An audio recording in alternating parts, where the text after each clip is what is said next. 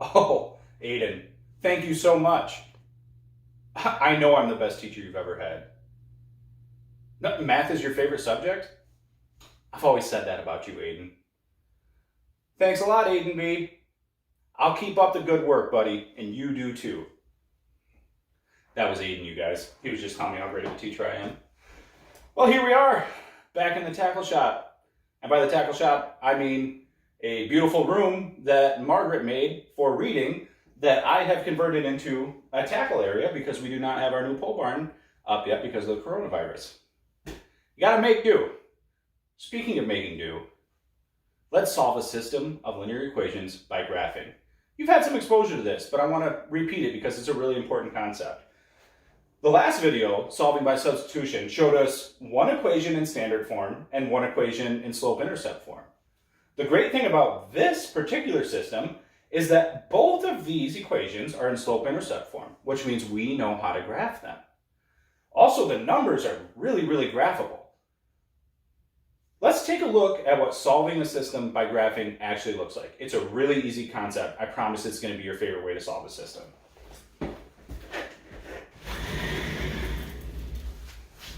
Okay, step number one, graph the first equation. Now remember, as we learned before, we have slope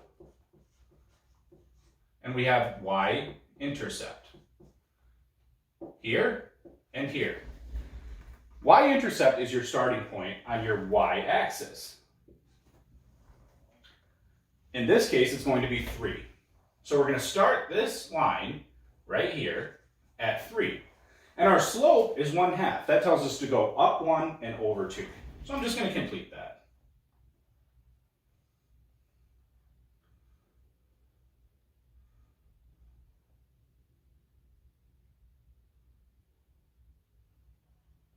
I'm also going to bring it this way a little bit, just for fun.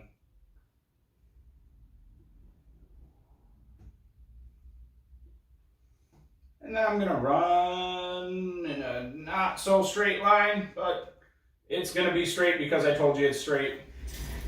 It's straight. Now let's graph our other line. Remember, like I've told you, the solution to a system of linear equations is the point, theoretical or on paper, at which those two lines would cross each other. Hopefully we find a cross.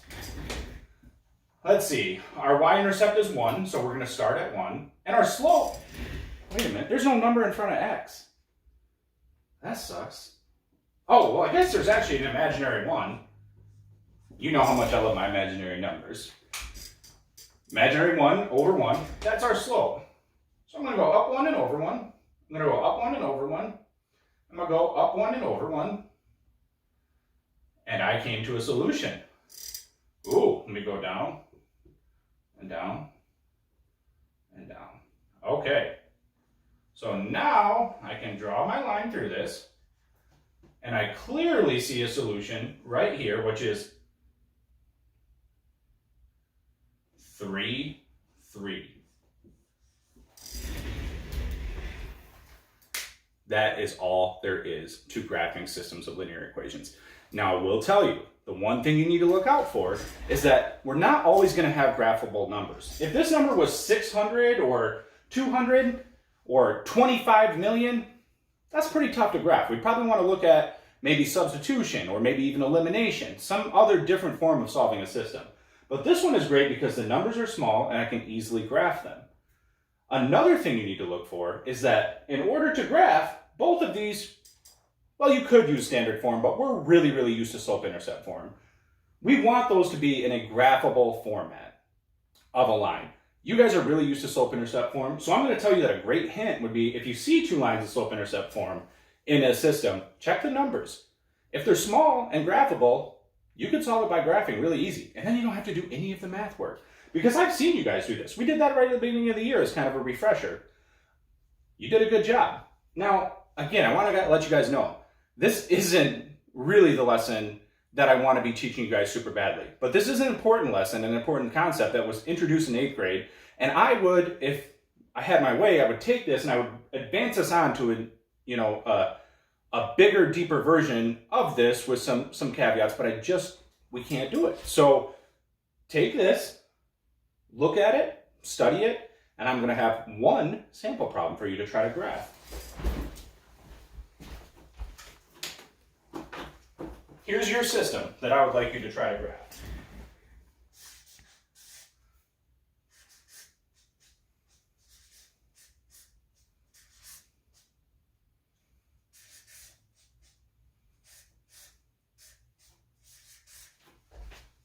You can see both equations are in slope-to-intercept form, so you can easily graph them. Those numbers are easily graphable, although you will want to make sure that your y-axis goes at least all the way down to 9. That's all I can tell you. Try to graph this on paper. Take a picture on your phone and email it to me. It's as simple as that. If you don't have access to take a picture, just tell me that you tried it. Send me a quick email. Let me know how it goes. You can put it in the comments on this YouTube video. I don't care how you show me. I just need you guys to show me. I can see that people are watching my YouTube videos. Comment more. I'm a funny guy. I'm likable. I have more hair than Mr. Fletke.